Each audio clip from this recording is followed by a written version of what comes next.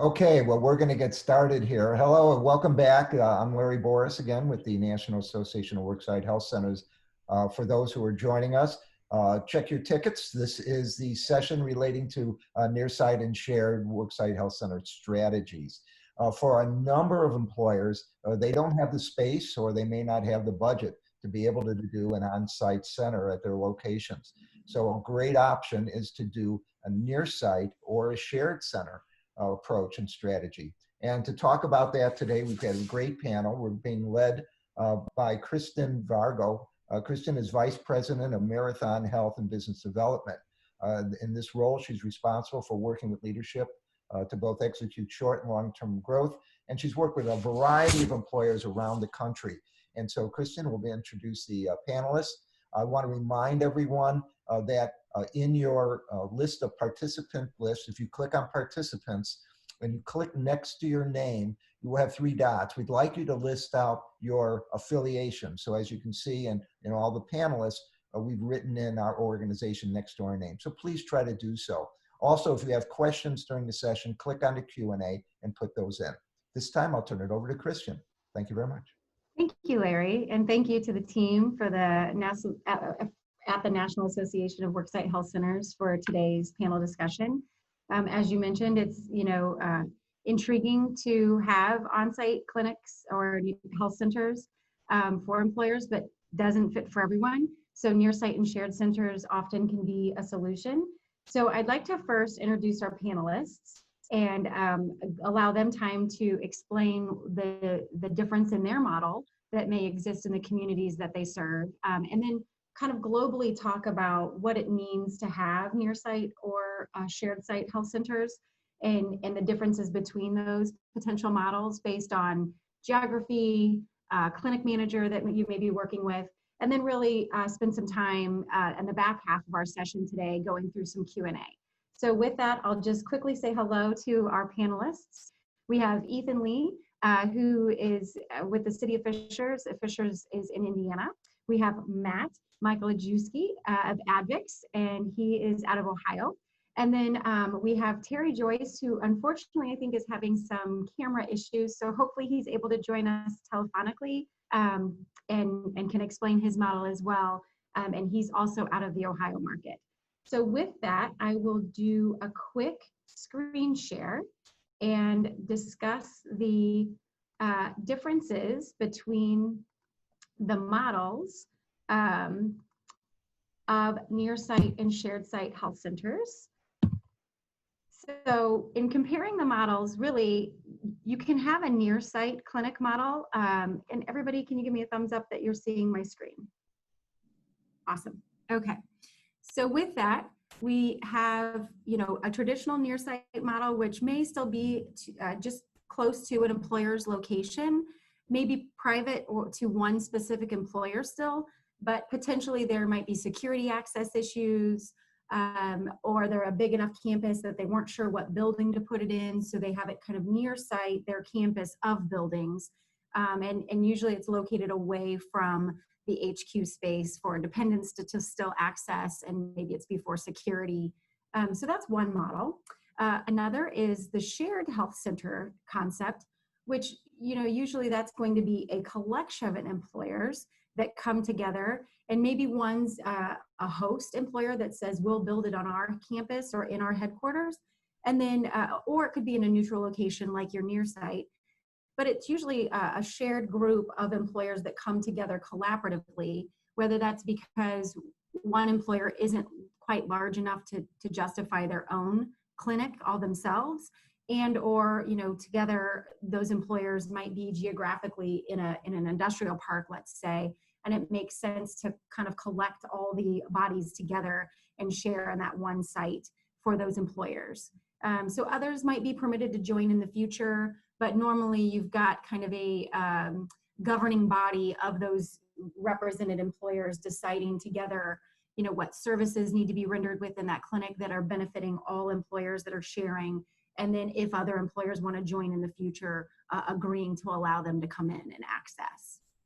And then of course you've got the health center network model, which Marathon Health has in our book of business.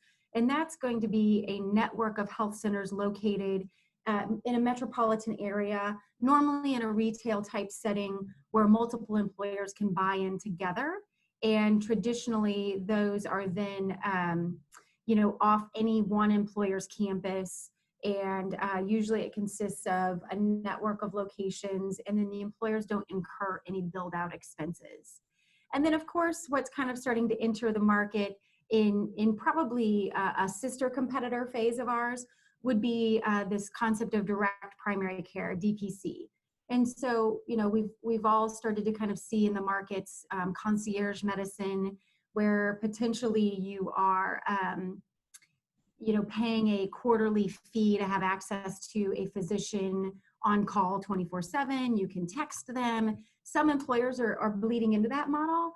And again, maybe no build out expenses then are necessary because you're just tapping into a provider's office. The complexities with that can be unique. Sometimes those DPCs don't take insurance. So as an employer, you're still kind of paying for that access, but then on the back end, the member might be cost sharing with you the entire expense of using a DPC model. So those are kind of the differences, if you will. In a global view, again, there's going to be uniqueness in the market based on either a region or a clinic manager, let's say, that might be offering something a little unique in the near site, shared site space. And so with that, I will now turn it over to my panelists to both introduce themselves as well as run through each of their own models and what it means to them and how it's worked in the past. This is just a very quick checklist of kind of the differences between the models. In traditional doctor's offices, what you can expect, retail clinics like Minute Clinics or Kroger Little Clinics that exist in the market, urgent care, and then kind of what all you get in a suite of services with, true employer-based centers, whether they're near site, shared site, or on-site models. So with that, let me turn it over to Ethan first to talk through his model and what it's meant for the city of Fishers. Yes, thank you. Glad to be here and share our experiences. The city of Fishers is a population of around 95,000 people. Our employee population consists of around 500 employees, and we're unique like any other city in that we have some very specific entities when you talk about our fire department, our police department, and then all of our civilian positions. So we have a pretty broad group of employees and different backgrounds and experiences and wants and needs in that regard. We can speak a little bit from our perspective of having a model. We started out 10 years ago with a near site model. And in the last 3 years, we've been in more of the network, shared network model. So hopefully can share a little bit of experiences from both ends of that. But yeah, that's the gist of where we're coming from. Great. Yeah, you have a unique perspective, Ethan, because you had kind of a closed model, right, before, where maybe it was off campus in a near site solution, but just closed to the city of Fishers. And then Correct. You kind of traditionally merged forward then as you changed clinic managers to a true network model site, correct? That's correct, yes. Great. Well, thank you for sharing. And again, we'll get to some Q&A portions of today's discussion and maybe hone in a little bit further on that decision-making process for you. And next, I would like to introduce Matt to talk through what Advix has as their model and the decision process. Yeah, I just want to give Ethan a little bit of trouble. We're at 99% satisfaction. You're at 98, buddy. We're beating you. We're coming for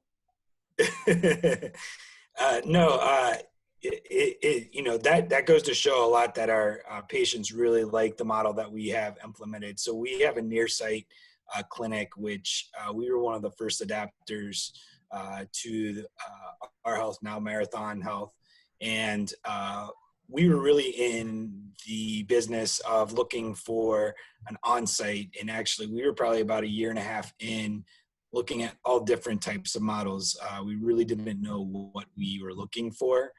So it was kind of nice just not having any leeway to what we were doing. We were going in blinded. And, our health, Marathon Health, sorry, they changed their name on us recently. So I don't know which one to call. I guess I'll stick to Marathon. So Marathon Health came in towards the end, and what we really liked about their model was the 360 care, from just making sure that when people come in, they're taken care of.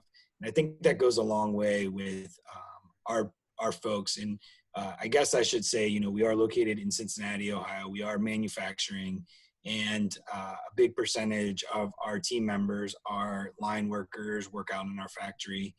And, the biggest thing that we have is not being able to get them to the doctor at scheduled appointments. Our hours are a little crazy, running 3 shifts.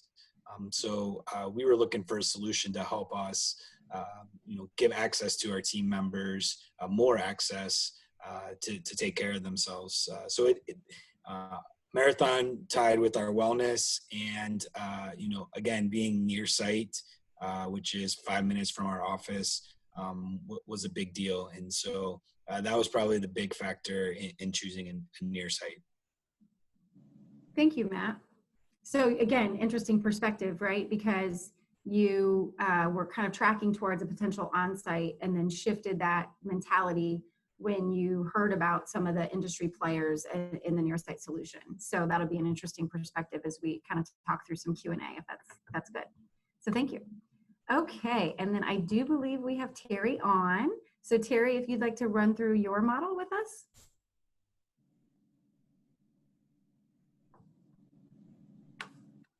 And Terry, I don't believe we can hear you if you happen to be on mute.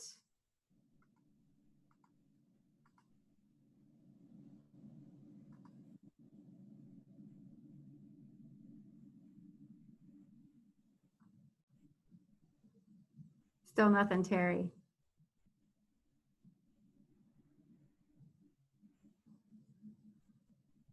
Yeah, I can see you holding up your phone. Okay, well, I'll walk through your model. It's okay. Terry is located in Cleveland, Ohio, where they are represented by a union with 2 near site locations shared between 2 union populations.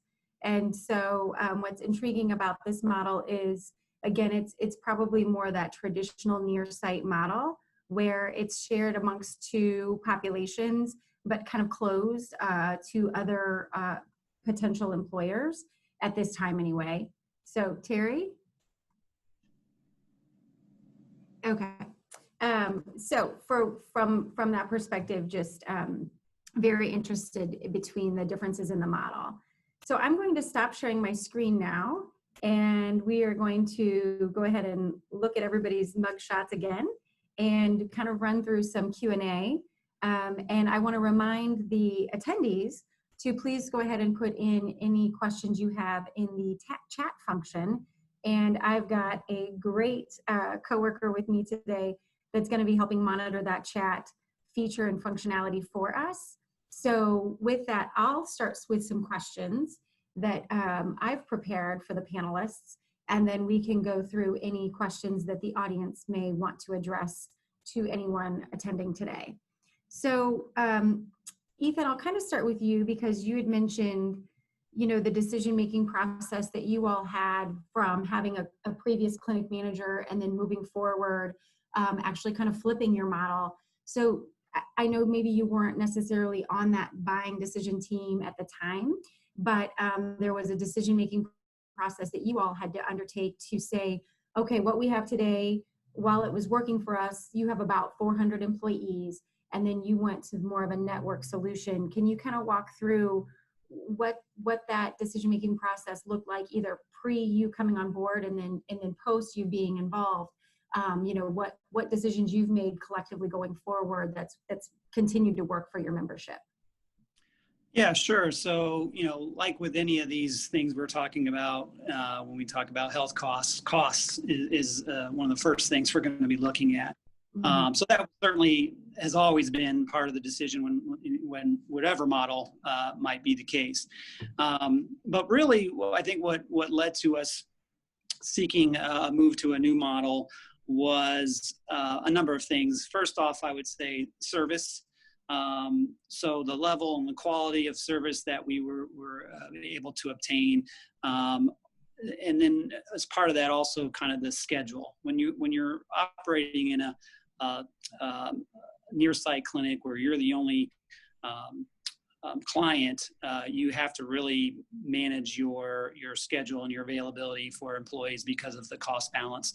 And opening it up to a network really expands that, and it's more of a 9 to 5 or Monday through Friday office hours availability versus 3 days a week or a few hours each day. So that was another big factor. And I would say the other thing that really led us to looking at a new model, the reporting side, and having a larger network that can provide better reporting, better statistics, because obviously we have to explain to leadership and to our citizens as we spend their tax dollars, return on investment. And so those were some of the really key factors, of course, cost, but also the service levels that we get within the network model. Great. Terry, I think we have you online. Hi, my apologies. Yay, we could hear you. It's okay. It's all good. Could you walk us through your decision-making process for Yes. selecting to have a near site, having 2 sites, what that looked like? And you're in the Cleveland market, right? Correct? Sure, in the Cleveland market. We're a construction local, and we were fortunate enough to partner with another construction local, the electricians here in town. So obviously that gave us, more of a base to choose from here and where we picked our near site clinic. So that really helped us with the volume, and Marathon was great at doing a heat index. We really cover about 3 to 4 counties in Northeast Ohio, and we were able to strategically locate both clinics to where it serviced our members. Kind of like Matt said, we went in a little blind in this. I'd say across the entire country, it's about 5 to 6% of labor locals, construction locals across the country have near site clinics. So Marathon has been great to grow with here, and has really helped us develop this model to where our membership are using it. They've developed flex hours for us because our men and women, often work traditional 7 to 3:30. Don't have a lot of weekends off. Sometimes work second shifts. So both clinics and the professionals at both clinics has really kind of adopted over time. We're only up and running over a year now, but have adopted over time and really flexed with our growing needs. So it's been a great experience. Great. And Matt, finally, why don't you walk us through, because as you mentioned in your intro, you guys were tracking for goodness, probably over a year and a half, thinking about an on-site, and then all of a sudden kind of made a swift decision to go a different direction. So walk us through what that's been like for you, and now you've been, under the network for over a year, and kind of the member experience. Yeah, so we have been, it's been about 18 months that we've been with Marathon. And really when it comes down to it, what's been nice is even though we have a near site, we do have a shared site. So what's nice is there's 4 clinics within Cincinnati region area.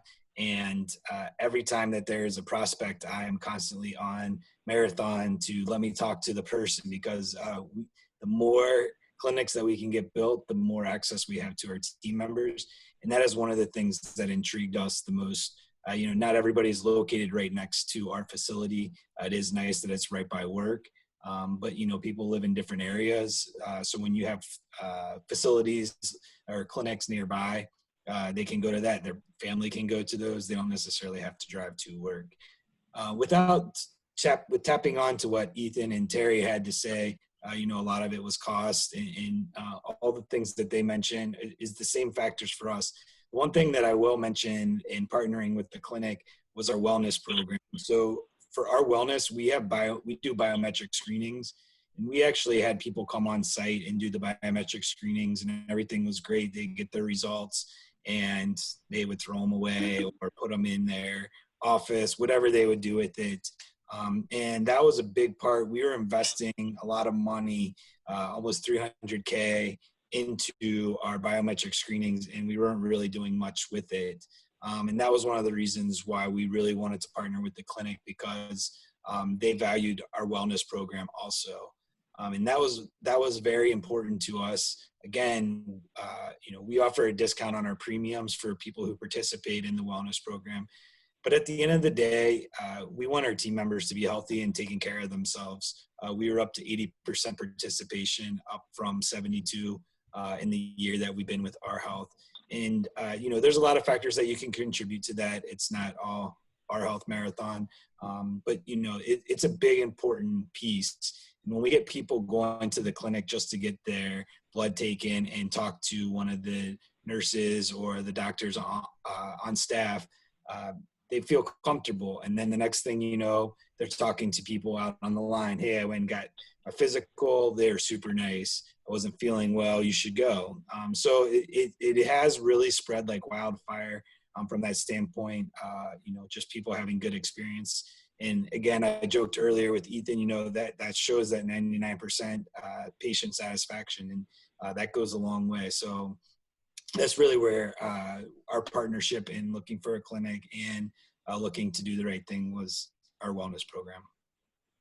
Thank you, Matt.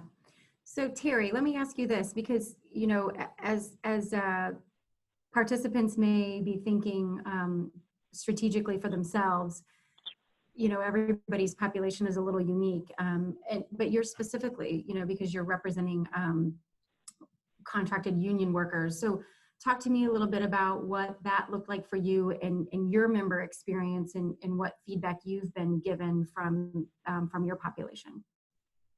Yeah, I think a little like Matt, we had some challenges within our own population, and construction workers, for better or worse, people might have a stereotype about them, and although they're stereotypes, they came from somewhere. And our older population, I think, wellness isn't on their radar, and they've unfortunately developed some unhealthy lifestyle habits, and it was really hard for us to get to them. Right, they all got their own primary doctors, whether they had one or they didn't. We instituted having to go to yearly physicals and yearly dental exams, and we'd lower your premiums, and we tried every angle except this. But this has really worked because our membership was really kind of taking ownership of this clinic. They feel like it's theirs. They feel like they can get in when they have to. They feel like they can get their kids' physicals before sports, fall season like we're in now. So it's really developed, and even the marathon employees there now have really developed a culture to where they can talk to somebody that might be 52 years old and might have some unhealthy habits and never really thought about taking care of themselves. And whether it be our behavioral health specialists or just the doctor on staff there, they've really developed a great culture to where we're finally getting to those members, I think, that haven't really thought about their own health. So it's been a great experience. Great, thank you, Terry. And so I'm hearing things like behavioral health specialist is a unique offering. And Ethan, I know you all have physical therapy on site in your clinic setting. And so walk me through that process. What does that collaboration look like? How that helps you? I believe in scope for that is both occupational injuries for physical therapy needs and non-occupational. So kind of talk through that service model, the unique strategy there. Yeah, so we also provide, in addition to the clinic network and getting kind of primary care, also a physical therapist that does work out of our nearest location.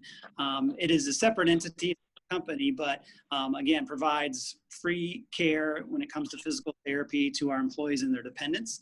And it's another cost-saving, fixed cost opportunity that we also hope employees build trust in, and we also use it for occupational worker injuries to help control those costs. And that just goes into having a partnership not only with the clinic, again, the same location, but building that trust with our employees when they need care, that they trust where they're going, that it's obviously free to them, but that long term they're not putting it off. It's not getting worse to where it is an expensive surgery and so on. So that has been a unique model that I don't think everybody out there has, but you have the opportunity to add the physical therapy side to your clinic. For us, it's been a definite success. Great. And Ethan, I hear you're not charging for anything of the clinical services, preventive or non-preventive, correct? Correct. Anybody who is eligible to use our clinic, it is no cost to them.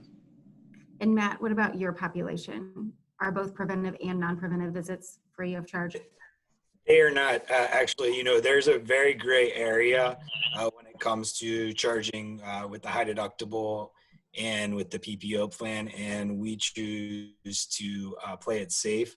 So we just charge $20 when someone on the high deductible plan goes for something non-preventative. Mm-hmm. And what about you, Terry? Starting off, we were fortunate enough to be able to cover it at 100%. Try to break into that mindset of that construction worker. We felt for us it was strategic, and it was something that we needed to do, and we were fortunate enough to be able to provide for that. And if I could just echo on the physical therapy, like what Ethan said, it was our culture that our laborers would or electricians would just put off what they could be taken care of while they were working. I mean, it was common to hear as a 50-year-old laborer, oh, I just got to go 6-7 more years, and then I can get my knee done, or then I can get my hip done, and not do anything for the pain, or God forbid that they would turn to an opiate or turn to a doctor that would overprescribe them something. So this has really been able to help us get a handle on all of that, what I said. But, thanks to Ethan for bringing that up. I would have been remiss if I didn't mention it. Yeah, that's great.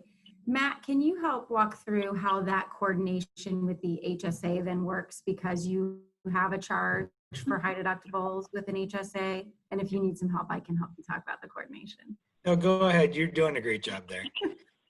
Yeah, so because the IRS has a requirement that you cannot have first dollar coverage for non-preventive visits, there has to be a charge in the clinic setting then. And again, it's a little gray as the IRS has not referenced it specifically for health centers. I know NAWIC and others are asking for a stance from the government on this, specifically for health centers. And we hope that language comes down and is more black and white for all of us to know how to manage this. But today we collect the payment in clinic for those members, swipe their HSA card, and then reimburse back to the employer the monies collected by the member. So it's just to close the loop on the law. It's not a revenue generator for any one organization.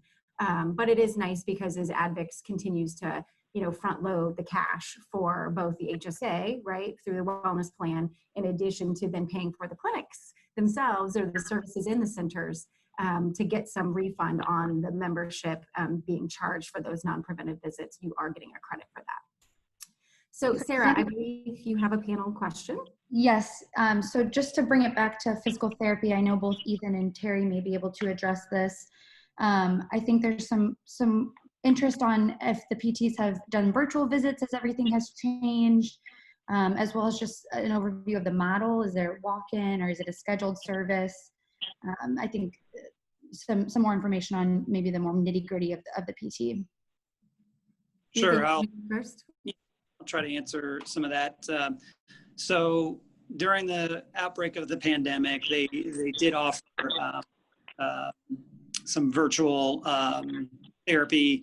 Obviously, physical therapy is very hands-on, hard to operate in that world. But they did provide that as far as guiding people on some and things like that. Although it was probably a low number in that regard.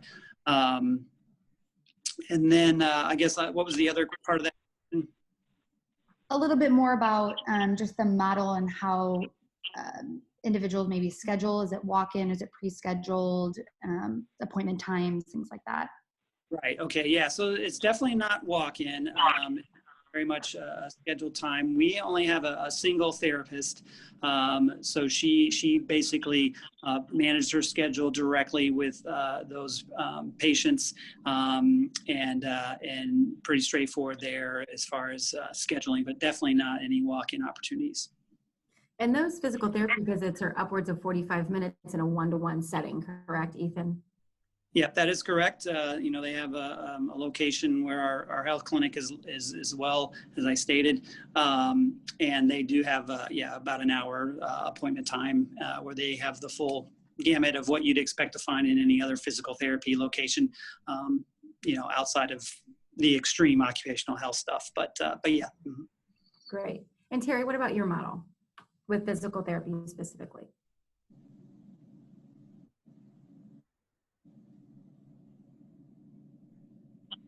Sorry, I'm unmuted again. Ours is similar to Ethan. You know, we're looking forward to getting back to scheduled visits, but it's been a lot of virtual, and we're starting to wean back in the appointments when necessary. But we've got 2 great physical therapists on staff, and they're just really itching to go. We've actually been fortunate. So our funds are co-managed by our contractors and the union. So we've been really successful at doing on-site visits when they were redoing our basketball arena or building a new apartment building by our Playhouse Square. We were great to bring to the staff right on site so the people could see them, and more importantly, so Marathon could see our people working on the day-to-day activities. So then they knew what it was like if you rake concrete for a living, you know, why you have 2 bad knees and 2 bad hips when you're 45 years old. So it's been that kind of partnership that has really driven the physical therapy department to where we started with 1, and we quickly found out we needed a second one. That's great. That's great. Sarah, I think there's a couple other questions. Yeah, I think maybe just to take a step back and think a little bit more globally about the solutions as a whole. Some questions regarding, you know, what type of employer considers this type of solution. We talked about charging, but, you know, other costs that are related to this, the upfront obligation, depending on model and things like that. Great. Yeah, thanks. Well, I think what's represented by the panelists today should be should show the audience that you can be an employer of any uniqueness, a manufacturer that a bulk of their workforce is at one location, a city, where, you know, you've got municipality employees that are kind of spread all over the city on any given day with any given task at hand.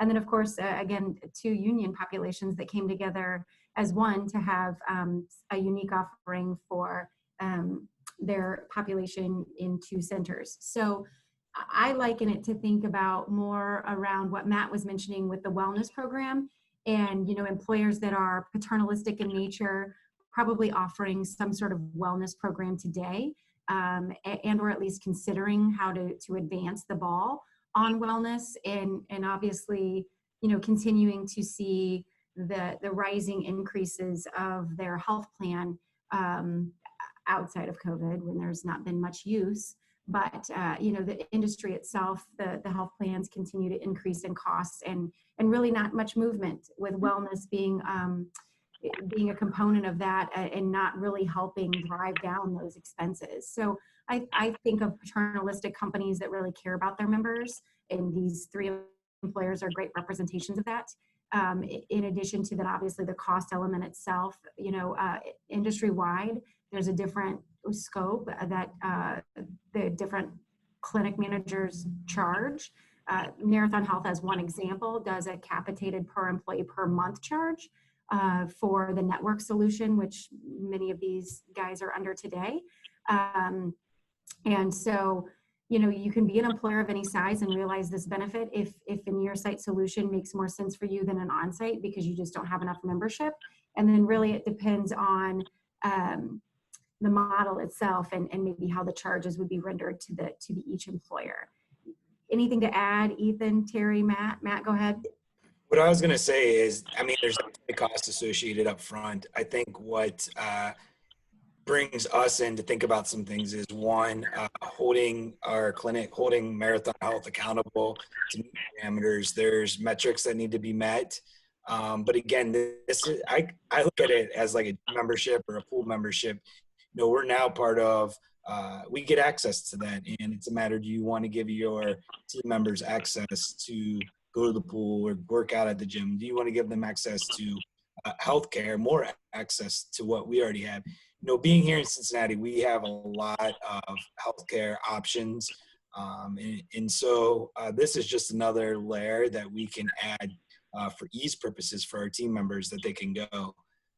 I will also say that from a cost standpoint, our focus is really controlling what we can control. And we sort of take that motto into looking at things that we can control. So for example, our wellness, we can control getting people to go take care of themselves. What we can't control are preemie babies or cancers, especially with the types of pre-existing conditions, and you're hiring. You don't even need to waste your time looking at those types of things because you can't control it. So we spend a lot of time and focus on working with our clinic and making sure that our money is well spent. I will say, after being with them for 18 months and being with Marathon, what's been nice is that we're kind of forward thinking now. Like, what can we do next to engage our team members, whether that's bringing people on site or, when that can happen, pre-COVID. Again, like Kristen said, a lot of this has changed our strategy in a way. But in regards to the overall cost, to wrap it all back together, you're gonna pay for it, and but it's definitely dollars that are well spent and keeps your team members happy, and again, them taking care of themselves. Perfect, thank you. You answered my last question, which was kind of some lessons learned for you, Matt. It sounds like kind of let go what you can't control, focus on what you can through the health center, and really start thinking strategically after you adopt this concept. How are you evolving? So that's a good lesson learned for you. And that you're absolutely right. And I would also say that what's been nice is having a partnership with you guys, with Marathon Health. And, whether it's Marathon Health or any other clinic, but having a good partnership is very key because you guys are seeing the same ideas that we are, and you're helping us execute that. So that partnership is huge. And again, it'll allow us to take that next step to say, okay, what can we do to, make sure that we're getting everybody in there? Because again, our goal is ultimately to get 100% participation in the wellness. So how do we get to that? It is very important. Mm-hmm. I saw one more question come in from a panelist or from a participant. So I'd love to get lessons learned from the two of you as well. But let me chime in with this question real quick. And I do believe it was from someone asking how we would integrate exercise physiologists. And I think back to maybe Ethan's comment about physical therapy, and unique to Indianapolis, that's a standalone provider away from Marathon that we're coordinating with. And so I would liken that to the same example of just if you've got vendor relationships, whether it be EAP or exercise physiologist or a gym on site, and your expectation of your clinic manager is that there are some coordination efforts between those two parties, that should absolutely exist.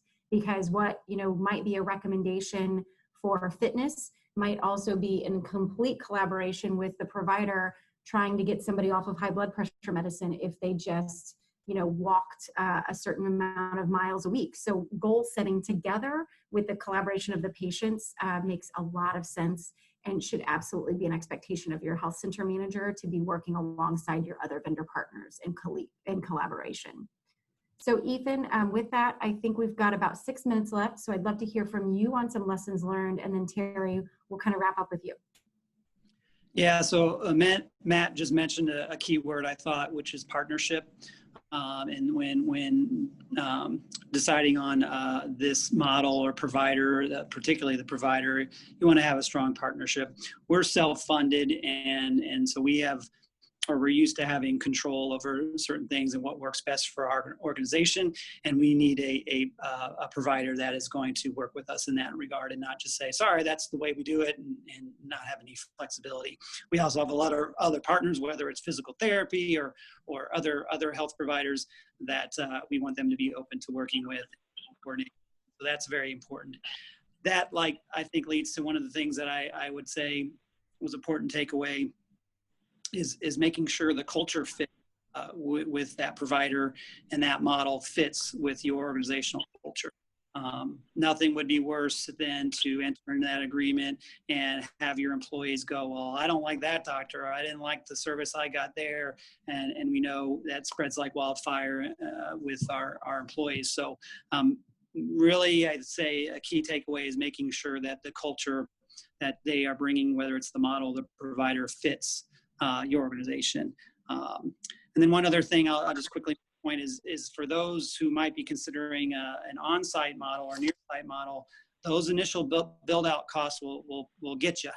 If you're having to build out a doctor's office, in a sense, that has all the things that are required, and it's not find an open office space, you really do have to do some other things that may cost you some initial building costs. So keep that in mind as well. Mm-hmm. And finally, Terry. Yeah, thanks. I think for us, a bit of a challenged population still. I feel sometimes it's like moving a cruise ship, So I think it's lessons learned would be to constantly stay engaged with them. And we had a great comparison. We had the electricians that had a better network of email and constantly contacting their members because of a different model on how those members stay employed. So they had to have that kind of in place, but they were real quick to be able to engage their membership and to tell them about new things at the clinic, or to tell them about physicals coming up or a weight loss challenge. So it kind of made us step up our game, right? And build a system to where we can engage our membership. But lessons learned would definitely be, although it's built, although it's great, although we're seeing results, I think it's constantly to put that carrot on that stick and keep bringing more members in. Whatever utilization rate you're in, you should want 10, 20, 30% more, right?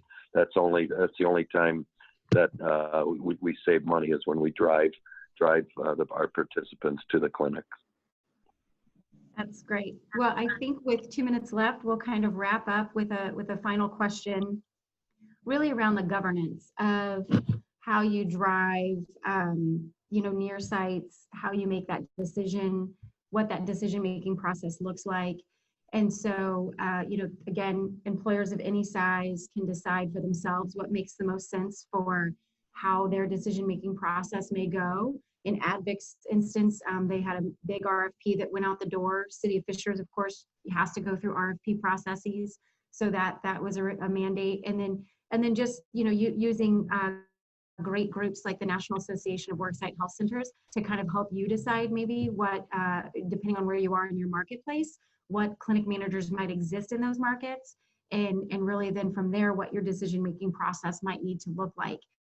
And as you go to then decide as an organization if a shared site or near site is right for you, again, there's a whole layer beyond that of a decision-making process of, how do I find sharing partners if that's really the route I want to go? Or do we want to put it off our campus or keep it on our campus in an on-site model? And then, of course, the myriad of things that come along with if you're going to do a shared site model, away from maybe a unique strategy like marathons of a network where you're just tapping into existing locations, but having that governing body of all the employers groups collectively deciding the services that are going to be rendered and making sure that billing is sufficient and that your members are getting pinged for their right services versus another membership from another employer. So there's just lots of things to consider, and I would highly recommend you lean upon your broker consultant to help you through that process, NAWIC to help you through that process, and hopefully you've gotten some great nuggets of information today to help you decide and discern what might make sense for you as well. So with that, Larry, I'll turn it back over to you. Thank you so much. Well, thank you very much, Christian and Ethan, Matt, and Terry, and Sarah. Thank you for presenting a really important strategy for many employers to consider and how to approach this.